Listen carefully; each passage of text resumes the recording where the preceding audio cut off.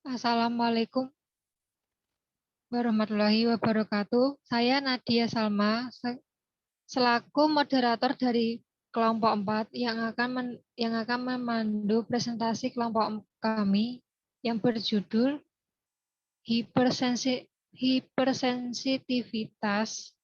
Untuk presentator saya persilahkan. Assalamualaikum warahmatullahi wabarakatuh. Di sini kami akan menyampaikan hasil dari kerja kelompok kami, materi hipersensitivitas. Anggota, Alia Ririn Safitri, Dimas Arista Sanjaya, Indika Sausanur Rosida, Nadia Salma Zahrania, Nayen Akasia Sofa, Rindia Triantika, Widyasti Mahendra Swari.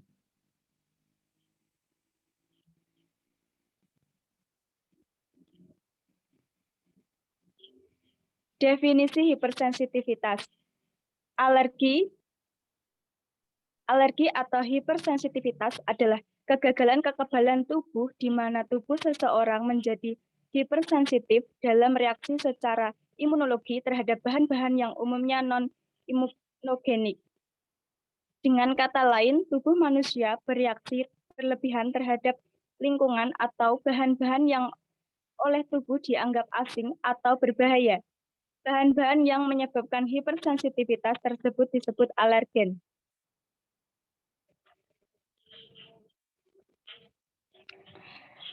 Etiologi hipersensitivitas ada dua, yaitu faktor internal dan faktor eksternal.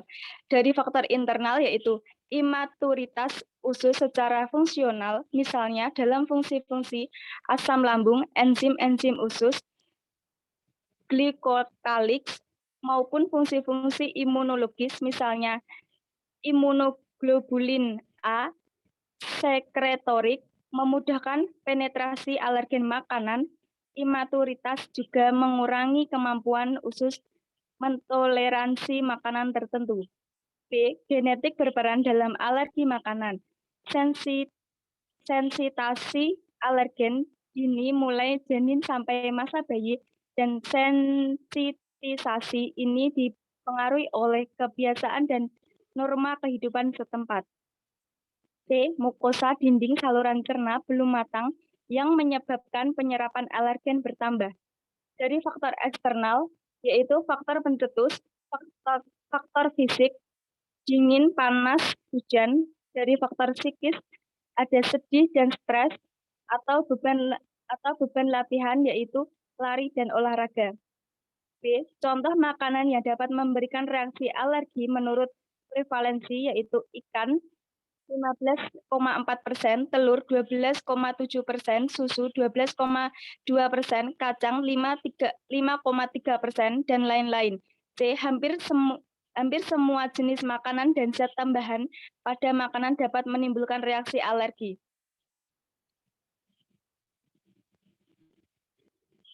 Klasifikasi ada 4, yaitu hipersensitivitas tipe 1. Yang disebut juga sebagai hipersensitivitas langsung atau anafilaktik. Reaksi ini berhubungan dengan kulit, mata, nasofaring, jaringan bronkopulmonari, dan saluran gastrointestinal. Reaksi ini dapat mengakibatkan gejala yang beragam, mulai dari ketidaknyamanan kecil hingga kematian. Waktu reaksi berkisar antara 15-30 menit setelah terpapar antigen. Namun terkadang juga dapat mengalami keterlambatan awal hingga 10-12 jam. Uji diagnostik yang dapat digunakan untuk mendeteksi hipersensitivitas tipe 1 adalah tes kulit dan ELISA untuk mengukur imunoglobulin G total dan antibodi imunoglobulin E spesifik untuk melawan alergen. Antigen tertentu penyebab alergi yang dicurigai. Pengobatan yang dapat ditempuh untuk mengatasi hipersensitivitas tipe 1 adalah menggunakan antihistamin untuk memblokir reseptor histamin, penggunaan imunoglobulin G, hyposensitization, imunoterapi atau desensitization untuk beberapa alergi tertentu.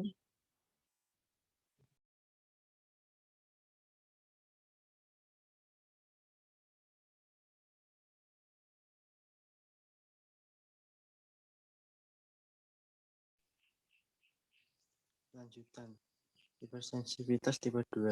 Hipersensitivitas tipe 2 diakibatkan oleh antibodi berupa imunoglobulin G, IgG, dan imunoglobulin E, IgE, untuk melawan antigen pada permukaan sel dan matriks ekstraseluler. Kerusakan akan terbatas atau spesifik pada sel atau jaringan yang langsung berhubungan dengan antigen tersebut. Pada umumnya, antibodi yang langsung berinteraksi dengan antigen permukaan sel akan bersifat patogenik dan menimbulkan kerusakan pada target sel. Hipersensitivitas dapat melibatkan reaksi komplement atau reaksi silang yang berikatan dengan antibodi sel sehingga dapat pula menimbulkan kerusakan jaringan. Beberapa tipe dari hipersensitivitas tipe 2. A. Pemphigus, B. Anemia hemolitik autoimun, C. Sindrom Goodpasture.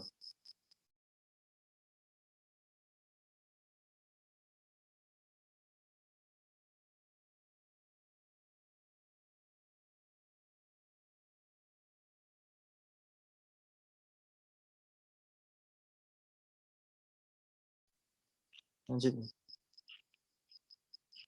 Hipersensitivitas tipe 3. Hipersensitivitas tipe 3 merupakan hipersensitivitas kompleks imun. Hal ini disebabkan adanya pengendapan kompleks antigen antibodi yang kecil dan terlarut di dalam jaringan.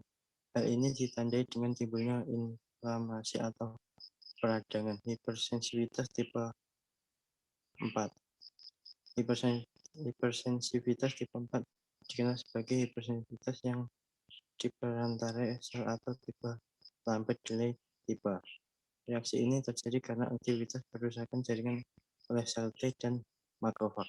Waktu cukup lama dibutuhkan dalam reaksi ini untuk aktivasi dan diferensiasi sel T, sekresi sitokin dan kemokin, serta akumulasi makrofag dan leukosit lain pada daerah yang terkena paparan. Beberapa contoh umum dari hipersensitivitas tipe 4 adalah hipersensitivitas pneumonitis, hipersensitivitas kontak akut atau kontak dermatitis, dan reaksi hipersensitivitas tipe lambat kronis delay tipe hipersensitivitas GTH.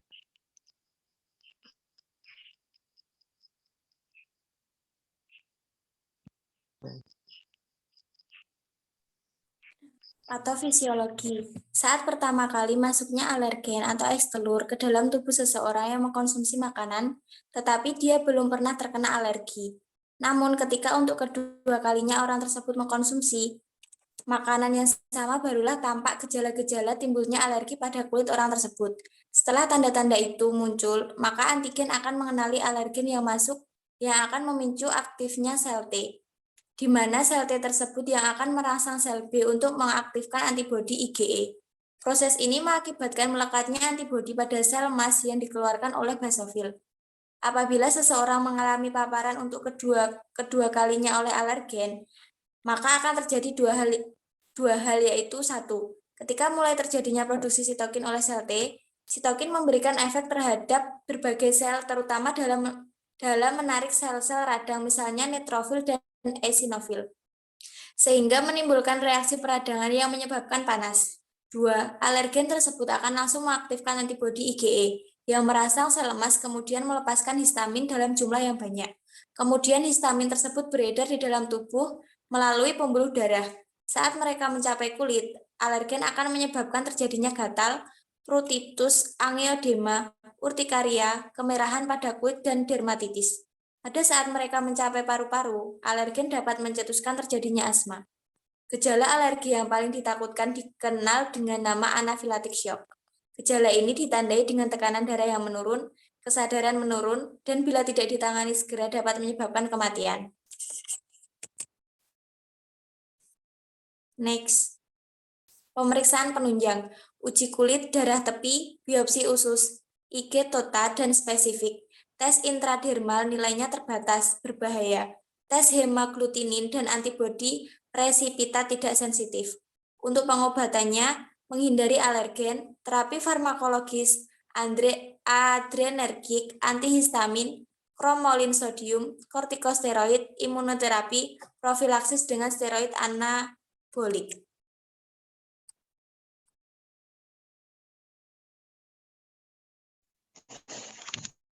Kasus anak A, usia 5 tahun, jenis kelamin perempuan, datang ke rumah sakit pada tanggal 18 November 2021 dengan keluhan batuk dan sesak nafas. Ibu mengatakan sebelum sakit, pasien sempat bermain di rumah temannya yang memiliki peliharaan kucing. Ibu pasien mengatakan anak batuk berdahak dan berlendir, susah untuk dikeluarkan. Ibu pasien mengatakan anaknya sulit tidur dan sering terbangun saat tidur dan hanya tidur 4-5 jam per hari. Saat dikaji, pasien tampak pucat, terdengar bunyi ronki dan wheezing. RR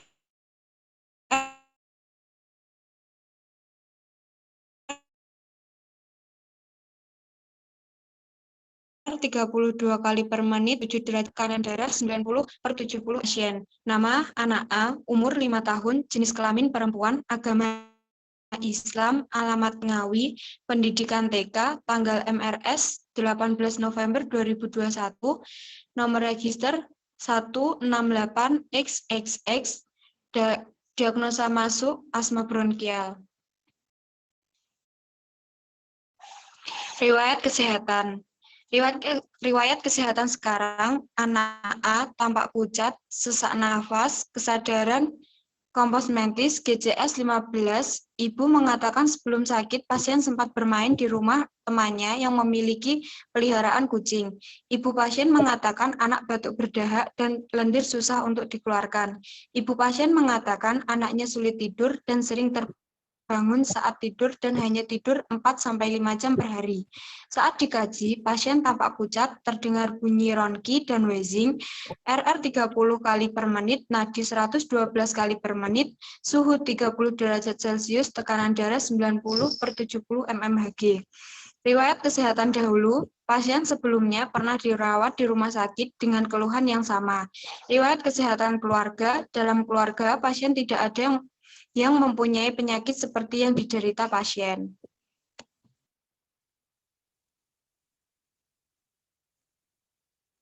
Pemeriksaan fisik, keadaan umum, pasien tampak pucat, sesak napas, batuk, kesadaran kompos mentis. Tanda-tanda vital, suhu 37 derajat Celcius, respirasi 32 kali per menit, nadi 112 kali per menit, tekanan darah 90/70 mmHg.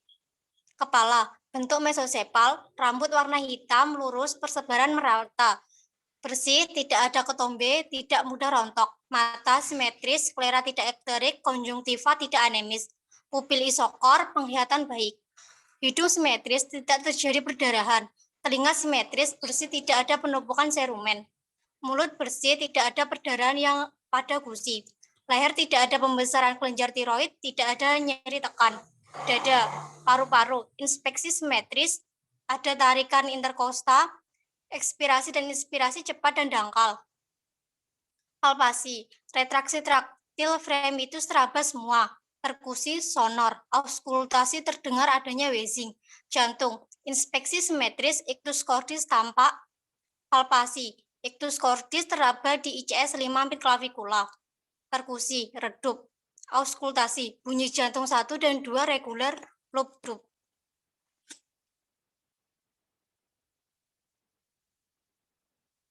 Abdomen, inspeksi, bersih, datar, tidak ada luka dan tidak ada benjolan. Auskultasi, peristaltik usus 20 kali per menit. Palpasi, tidak ada nyeri tekan, tidak ada pembesaran hepar. Perkusi, timpani, genitalia tidak terpasang kateter, ekstremitas superior lengkap, tidak ada odem, cacat, tidak ada luka, rentang gerak positif. Inferior lengkap, tidak ada luka, tidak ada odem atau cacat, rentang gerak positif. Kuku dan kulit, warna kulit sawo matang, turgor kulit baik, tidak ada lesi, warna dasar kuku merah muda, CRT kurang dari 2 detik.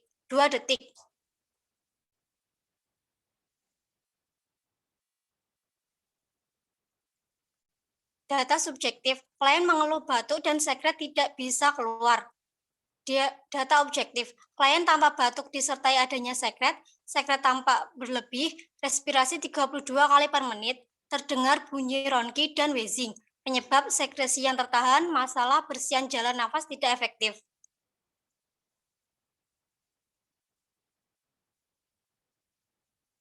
Data subjektif, klien mengeluh sulit tidur karena sesak nafas. Data objektif, klien tampak pucat, klien hanya tidur 4-5 jam per hari, TTV suhu 37 derajat Celcius, respirasi 32 kali per menit, nadi 112 kali per menit, tekanan darah 90/70 mmHg. Mengeluh sulit tidur, masalah gangguan pola istirahat dan tidur.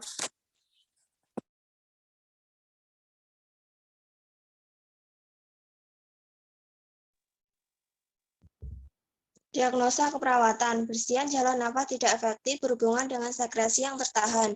Kedua, gangguan pola istirahat dan tidur berhubungan dengan mengeluh sulit tidur.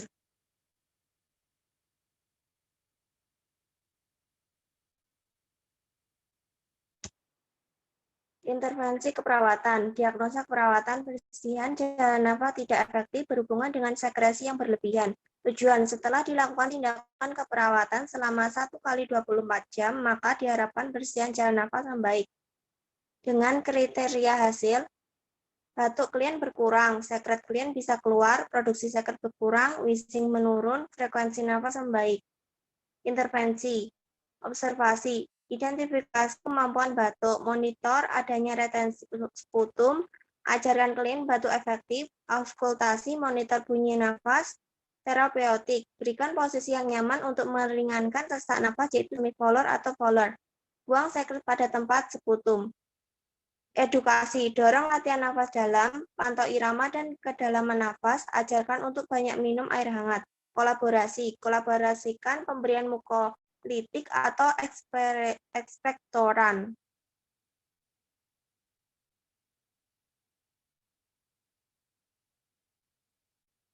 Diagnosa keperawatan, gangguan pola istirahat dan tidur berhubungan dengan mengeluh sulit tidur. Tujuan, setelah dilakukan tindakan keperawatan selama 1x24 jam, maka diharapkan pola tidur klien membaik dengan kriteria hasil, klien dapat tidur 7-8 jam per hari. Klien tampak lebih segar, keluhan sulit tidur menurun. Intervensi, observasi, identifikasi pola aktivitas dan tidur, identifikasi faktor pengganggu tidur, identifikasi makanan dan minuman yang mengganggu tidur, kaji kebiasaan tidur klien. Terapeutik, modifikasi lingkungan, misalnya pencahayaan, kebisingan, suhu, dan tempat tidur. Tetapkan jadwal tidur rutin. Edukasi, anjurkan menepati kebiasaan waktu tidur. Anjurkan makan dan minum yang tidak mengganggu waktu tidur. Ajarkan teknik relaksasi sebelum tidur. Kolaborasi, kolaborasikan dengan tim medis lain dalam pemberian obat tidur yang sesuai.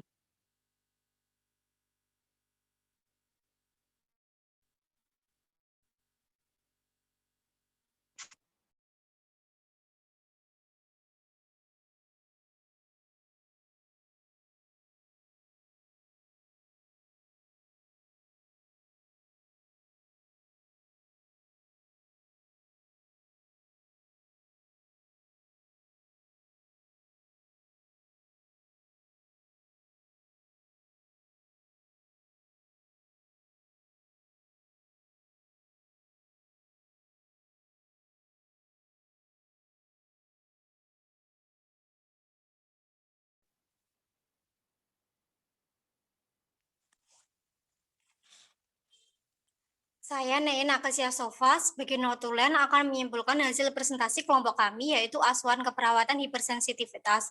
Hipersensitivitas atau alergi adalah kegagalan kekebalan tubuh di mana tubuh seseorang menjadi hipersensitif dalam bereaksi secara imunologi terhadap bahan-bahan yang non-imunogenik. Etiologinya ada dua, yaitu faktor internal dan faktor eksternal. Faktor internal, satu, imaturitas usus secara fungsional, yang kedua, genetik, yang ketiga, mukosa dinding saluran cerna belum matang.